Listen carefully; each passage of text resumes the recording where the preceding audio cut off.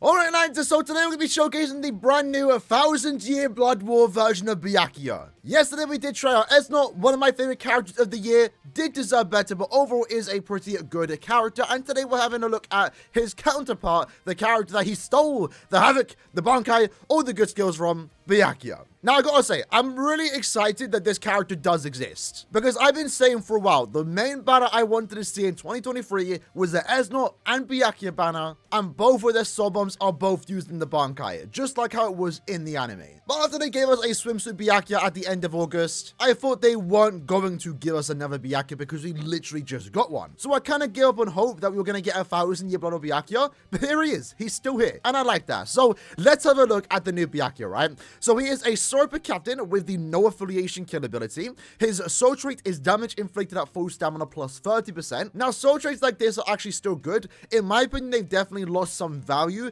because more so in the hard difficulty of Guild Quest, it was all about full stamina damage and also strong attack damage. You wanted to clear the quest as fast as possible, and links like this allowed you to do so. Now, you can't nuke in the new Guild Quest. They're mainly only for epic grade content, in my opinion, nowadays, and maybe Senkamon. So they're not all terrible, right? But in his case, it doesn't matter anyway because he does come with recharge built into the character. As you can see, he has the skill here. Now, BYAKUYA is best looked at as a Guild Quest character. He doesn't have any Guild Quest-centered skills because you can use them outside of Guild Quest, but for the most part, Caleb want you to use him in Guild Quest. And the main reason for that is, one, he is immune to fire. That is the status element you do see on the floor. He does have a boost strong attack too with the booster skill, so he is providing yourself and your team with 43% extra attack, focus, and also defense. Alongside that, to keep himself at full stamina, because he wants to be at full stamina, he also does come with Start Barrier plus 10. Now, having a look at his damage output, he does come with Frenzy plus 2. He can apply weakening on every attack, and then does 40% more damage to weakened enemies, and alongside that, he also does have 40% more strong attack damage when you are at full stamina.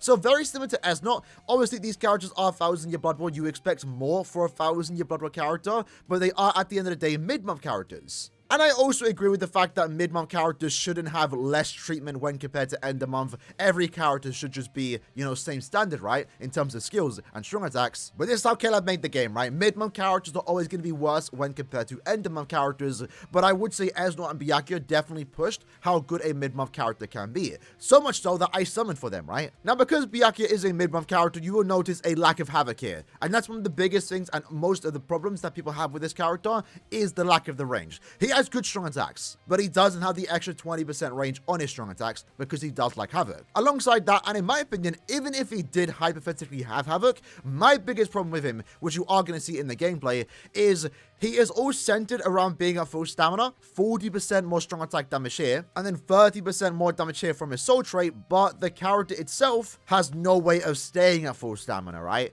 At least in a long form quest. Obviously, he has the start barrier, and that's going to help him out in Guild Quest content, but outside of Guild Quest, he is open for attacks, and if you take any type of damage from this character, well, now you've lost a lot of damage. I still think he's actually a really good character though, so let's demonstrate how good he actually is. And for those that are wondering on the build, we have a Zeta pill, a T-set, Fortification pill, all with 30% extra SP. For the links, we have Aizen with full stamina damage and recharge, Soifon with recharge and strong attack damage, and Chad with full stamina and also recharge. Bonus abilities for this case are going to be full stamina and also long strides. Alright then, so first up, let's quickly demonstrate BYAKUYA's strong attacks, right? Because that's one of the best things about this banner, included with Esnot, is their visuals are so good. And it kind of hurts me, not gonna lie, that this BYAKUYA isn't as OP as I wanted it to be, because his SA1, we had a bit of lag spike there. We'll try it again, right? His visuals look so good. So SA1 is going to be a beam forwards. This is probably the best Senbon Zaku's ever looked. His SA2 is going to be a 960 in front of him. Sorry, an 800 AoE in front of him because he does lack Havoc. Again, does boost him, right? And then his SA3 is just going to be a full screen attack. Visually, and you're going to see it with the Soul Bomb if you haven't already seen his Soul Bomb, he just looks so good.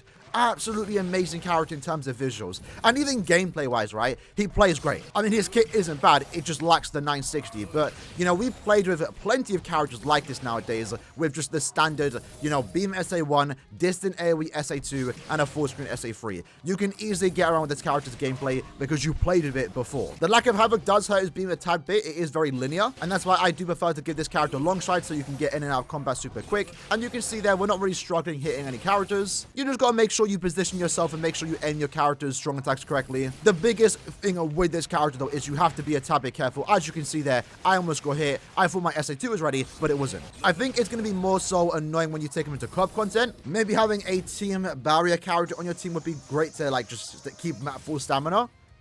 But thus far, honestly, isn't too bad in single play content. Let's use the Soul Bomb.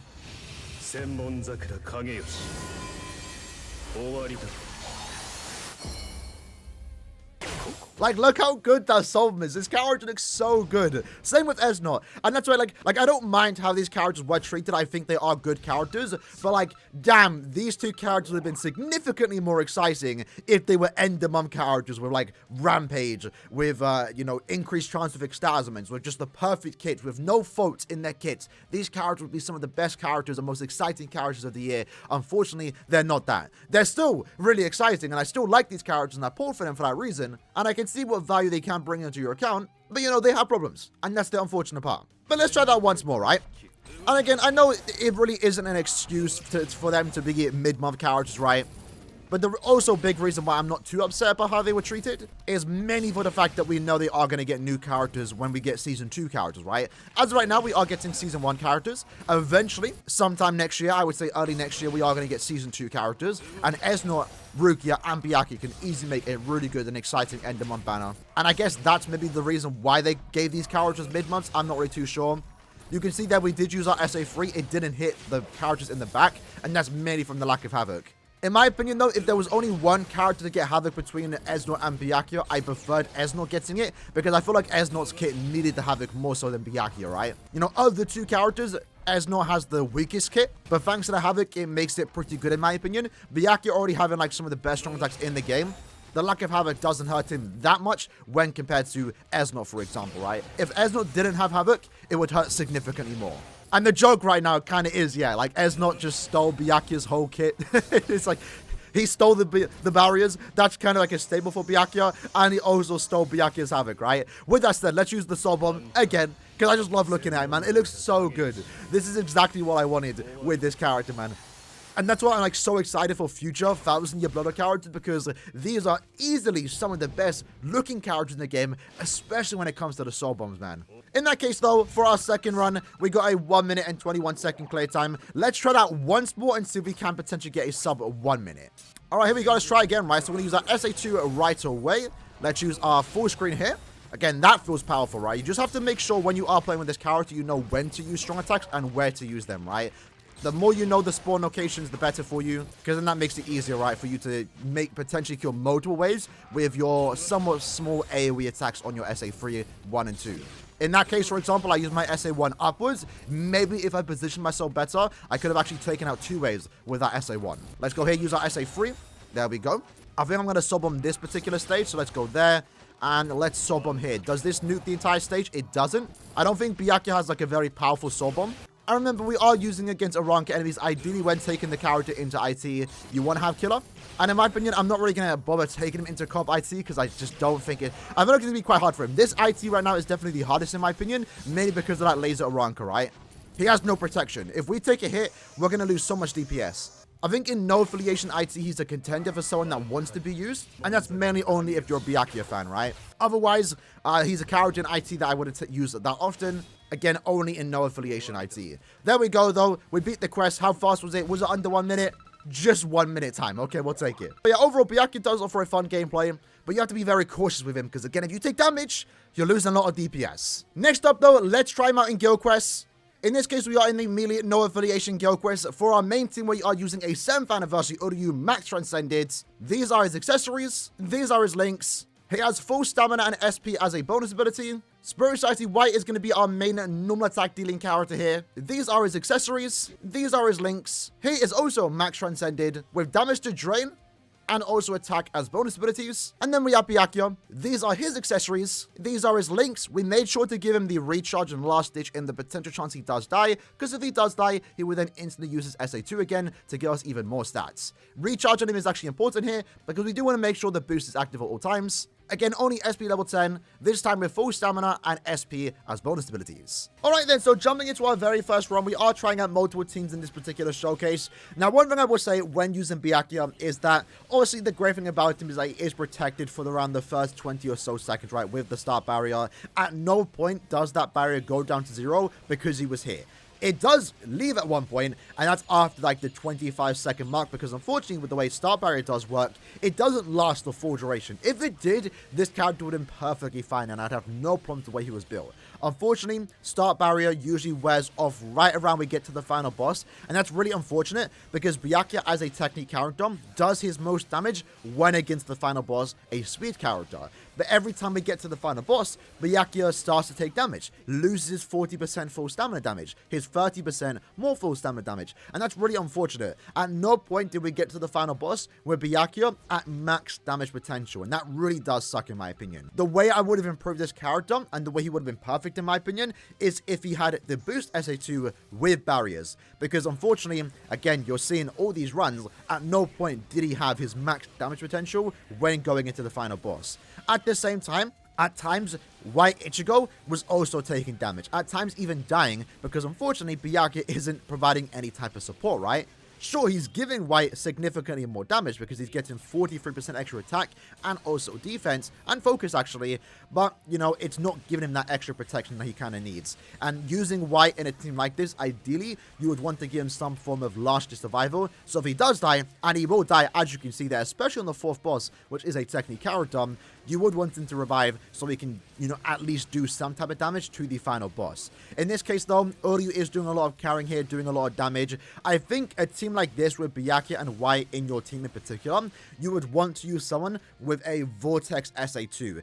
And I think BYAKUYA would get better the more Vortex characters we get that are merely no affiliation killers. Now, as of right now, to my memory, the only one that is Safui Soifon, and I wish I could have tested that, but unfortunately I couldn't. But using Safui Gin, you know, his SA2, the 50-hit Vortex, is going to be really good here, because that would provide the crowd control, and at that point, both BYAKUYA and also White would essentially be taking no damage. Now, moving on to the next team. This is the team I wanted to try. Unfortunately, with this team, it's a bit awkward because both Soifon and also BYAKUYA are boosting our team. Now, Soifon's boost is a 33% attack focus increase, whereas BYAKUYA's is a 43%. So you see there, BYAKUYA just uses SA2, we're getting those extra stats. But the second Soifon uses a SA2, which does provide the barriers, which is nice actually. As you'll see now, for example, going into the final boss, we've now technically lost a bit of DPS because BYAKUYA is not getting that 43% attack increase, it's now 33%. But at the very least, at least in this case, the barriers did help us out here because it did keep BYAKUYA at full stamina. So even though we lost a bit of the extra stats, at the very least he was at full stamina and he was able to do that extra bit of damage. And in this case, for example, the run wasn't even that bad. 26 seconds, honestly, is quite respectable, right? But then again, that's what we're pretty much getting throughout most of our runs. I wanted to try the team again. Maybe it was a good run, maybe it was a bad run. I like trying out the same teams at least twice to see what the, you know, the average score is for a team like this. And it's quite consistent, even if we do make mistakes. For the most part, BYAKUYA and Soifon, unless we make a massive mistake, they should be at full stamina the entire quest. And in our case, using Aaroniero, if we do take damage, sometimes we might get burnt, for example. It doesn't really matter all too much because we do have weakening and drain. We can easily get back up to full stamina. I feel like nuking the fourth boss was the best thing to do here because in this case, they are a technique character. And it's better to go into the final boss using Aaroniero and also BYAKUYA, hopefully doing most damage. And he does do a respectable amount of damage when he is using his strong attacks against the final boss. Nothing too crazy to be fair, but a decent amount, right? And again, for this particular team, around the same score, 21 to 26 seconds left. Honestly, not too bad. At this point in time, I wanted to try him again, but this time, try him as a main.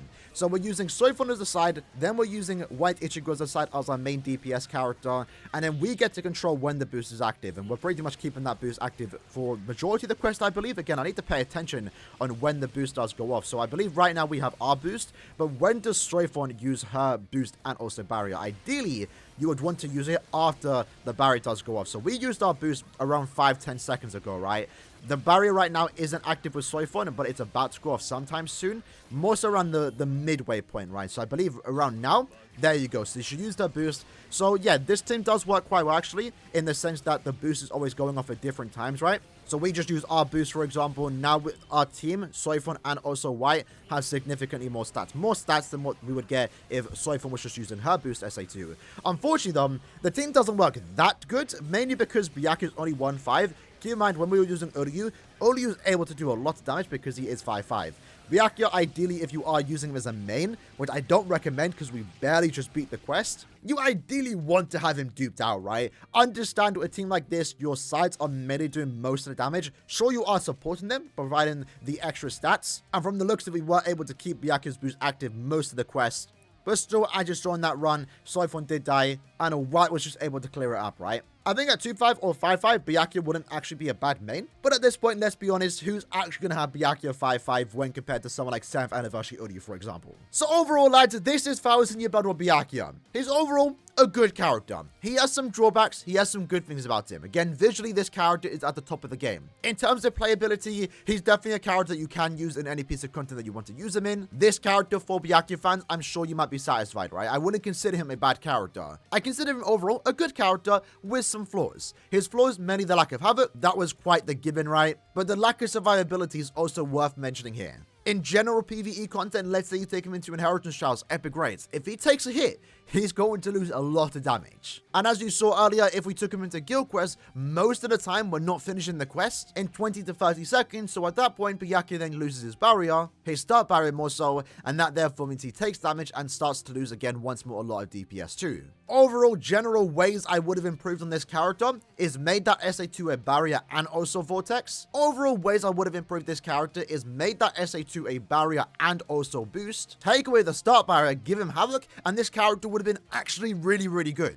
Those two simple things is all this character needed, and unfortunately he didn't get that. I think for BYAKUYA fans, this character is again definitely serviceable here. I quite enjoyed my time playing with him, but at a meta standpoint, he's not the best at what he does. And I think he requires more investment than the usual team for him to actually really work. Which again is kind of unfortunate considering the fact that this is a 1000 Year Blood War BYAKUYA. Other than that though, nothing but praise again on the visual aspect. I think he looks really good here. And I actually didn't mention it just yet, but for those that stuck around to the end, even his Night String is right out of the anime. We're showing it on your screen right now. The attention to detail on this character is really cool. The K-Dub team that does the artwork, the special effects, just designs the character in general did a really good job. Those that designed and chose the skills though, not so much. He's definitely a character you can go without, but if you get him, you can definitely make him work. And again, as I already mentioned, all I can really say about this BYAKUYA is that he's just good. Nothing crazy, nothing too bad. But that's my opinion on the character in the comments below. Let me know what you guys think about this BYAKUYA, and I'll see you guys next time. Take care, and peace.